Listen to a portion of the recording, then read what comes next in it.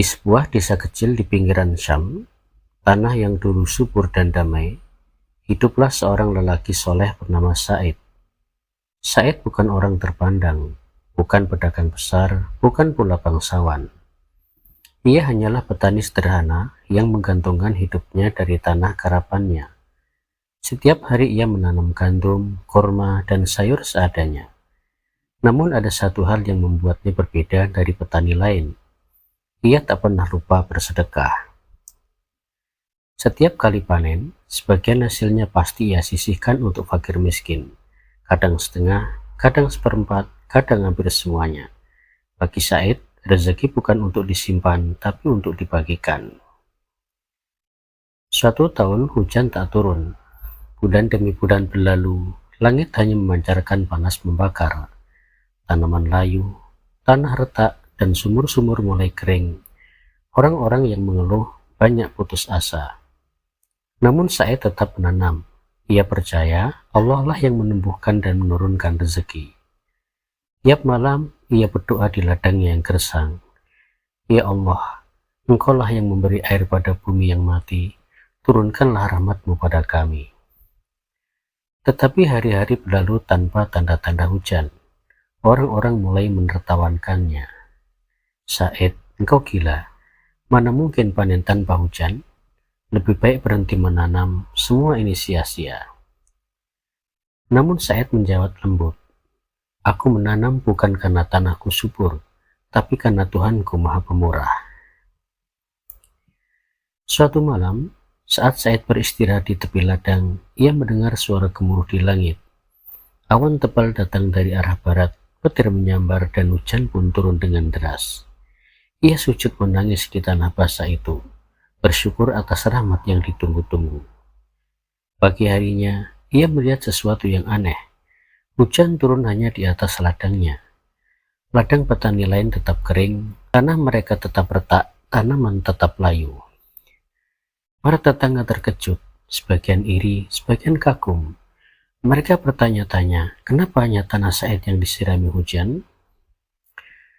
Beberapa hari kemudian, Said pergi ke pasar. Dalam perjalanan, ia bertemu dengan seorang lelaki asing berpakaian putih bersih membawa kendi air. Lelaki itu menyapanya dengan senyum.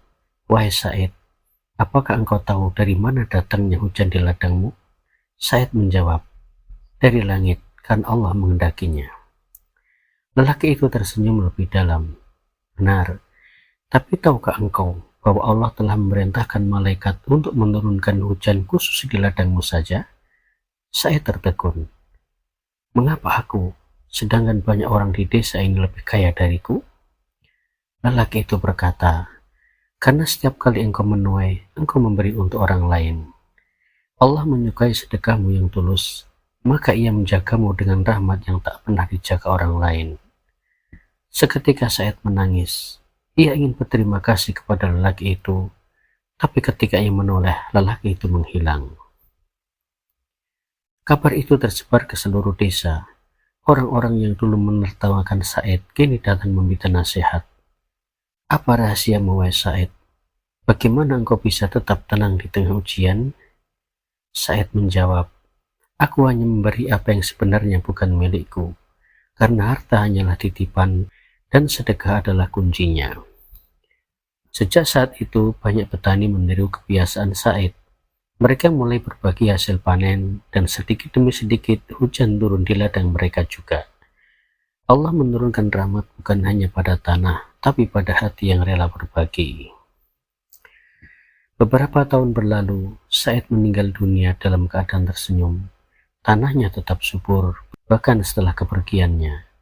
Orang-orang menyebutnya ladang Said, tanah yang diberkahi Allah.